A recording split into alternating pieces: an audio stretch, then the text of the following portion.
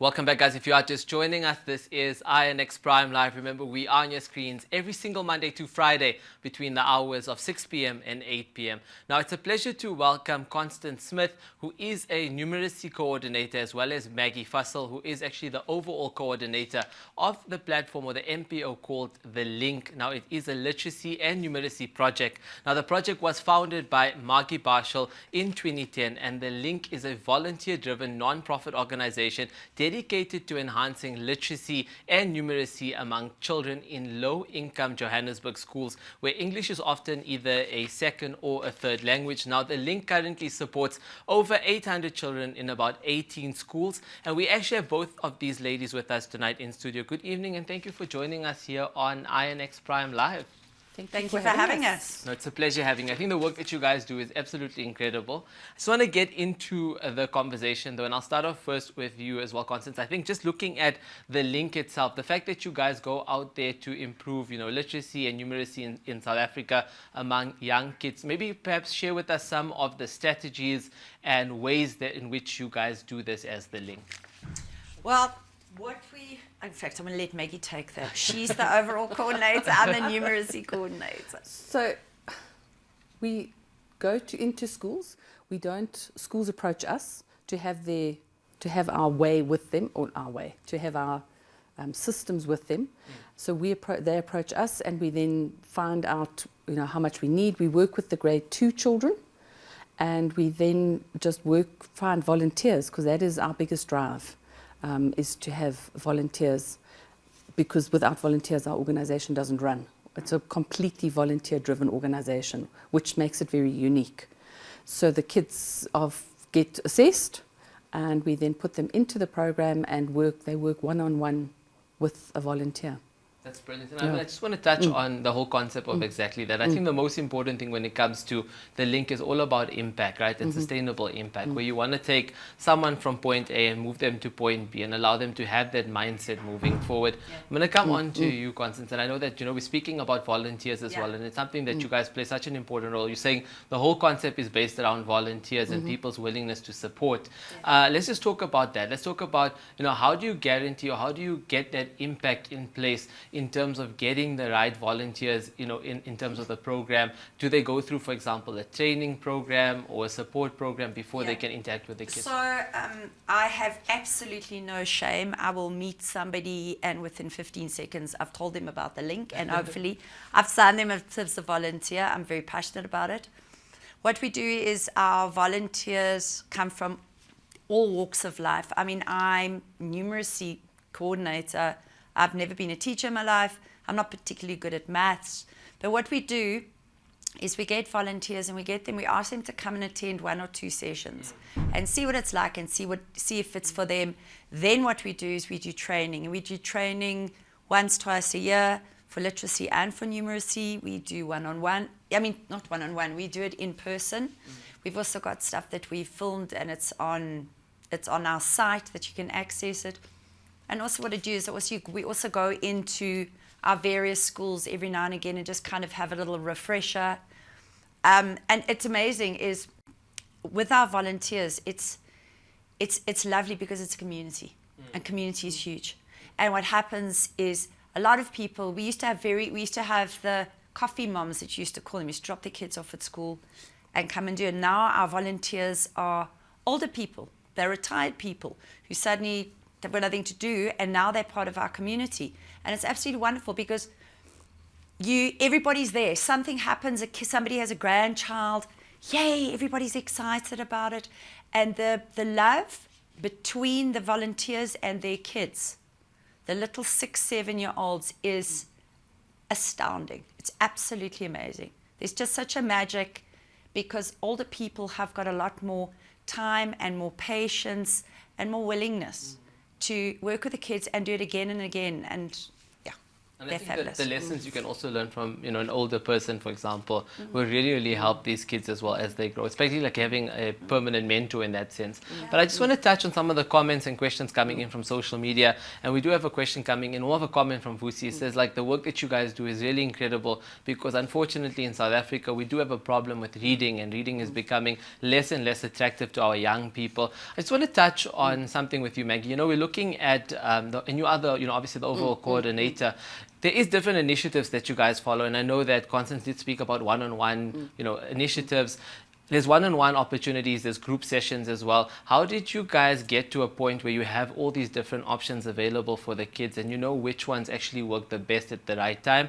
Was it something that evolved over time, or was it always there from day one?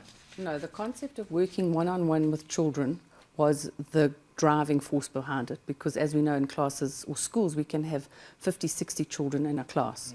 So the literacy program works one-on-one with a child. So it's one child with one volunteer for 45 minutes, which is absolutely amazing. Every week. Brilliant. Yeah. And some centres have got 2 sessions a week, so some children will be seen twice a week for literacy. And numeracy, they work in smaller groups, but they still work in groups, and it's still maybe 2 or 3 children to one volunteer. Generally 2 to 1. Yeah, so the children are getting that intense time. And as Constance said, the volunteers are committed. And that's our biggest driving force. They don't have to be teachers. I am a qualified teacher. I'm not. But but it's that passion and that willingness to give, and it's 2 hours a week. That's all they need to give. Some of them do literacy and numeracy, so they'll do 2 hours of literacy, 2 hours of numeracy, but they're there, they're committed, they come every week, and Constance touched on it, the magic. The children will come in and their faces will light up when they see their volunteer. But the volunteer's face will also light up. And as Constance said, a lot of retired people who corporate has said, we don't need you, you're useless, you're 65, you're too old, whatever. And they've got so much to give. We want you. So we absolutely, we love them. We just, and the sense of community and the sense of growing.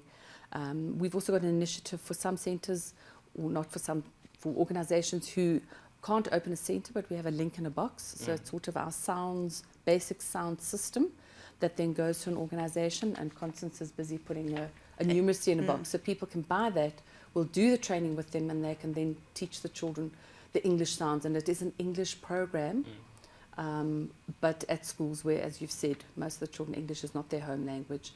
A lot of them don't even have support at home to do it. So we try to help them as much as we can those 45 minutes. And within those 45 minutes... they love it, huh? Yeah, the last 15 minutes of the literacy session is probably the best 15 minutes, because we read a story to them. And there's that lovely engaging. And a focus is not only on getting the sounds, but also to develop their language and develop comprehension so that they understand what they're reading. So there's talking, there's questioning, to try and beat that dreaded Pearls report where we got a distinction for how many grade 4s are illiterate or can't read with comprehension. And that's a big concern for a lot of South Africans as well. I mean, a lot of people are looking at our current education system and saying it's just not good enough because there's not enough focus on teaching, having good literacy rates and also making sure young people read. We are living in a new generation. Our technology is becoming very different. But I just want to touch on more comments that are coming in. And I mean, Andrew is speaking about the two of you guys, saying that these ladies are absolutely incredible. You can see the passion that they have for, making a difference and an impact. Volunteer. I'm sure he will. I'm sure Andrew definitely will. But just talking about that as well, we are getting more questions coming in, people wanting to know more about the volunteering as well. How do people get involved? How do they volunteer? What's the process like? Maybe perhaps you can share that with us. Okay, so you go onto our website, which is literacyproject.co.za, and you see it says volunteer. And what you're going to do is go and put your name in there, etc. And our lovely lady Joan is just so on the ball you can die. She will just hook you up with a school straight away. We've got 18 schools.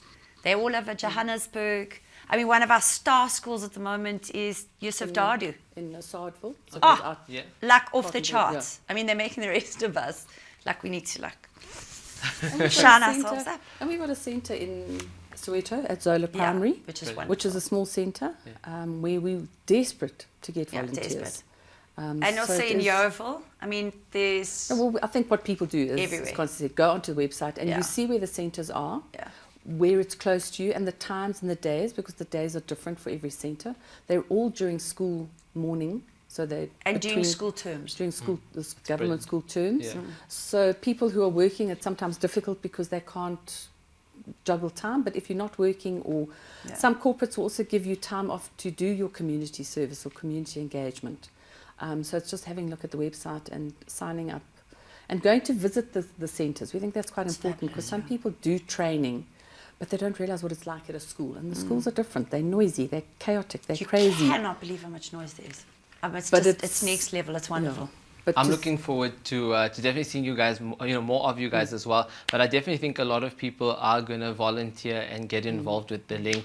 But again, guys, thank you so much for joining us tonight on INX Prime. Can I just say one thing? Yes, sure. If you do nothing else, please, that My School card, please go and take the link as one of your beneficiaries. You don't have to have one, you can have many. It's brilliant. I mean, it's just, it's easy to it's get, fantastic. yeah. Because it costs us 1,000 Rand a year Yeah, to yeah. educate a kid. And I mean, with this, we're now getting 1,700 Rand a month, which is just, it's wonderful. It's brilliant, yeah. So guys, no, thank you so much again Thank for you joining so much. us. Pleasure. Thank you for giving us Awesome. the Guys, time. that is Maggie and Constance who are actually part of the link. And please make sure that you do your best to volunteer to support this amazing initiative that they do run. And you can definitely find out more about it on their website. But on that note, we are going to take a quick ad break. We'll come right back.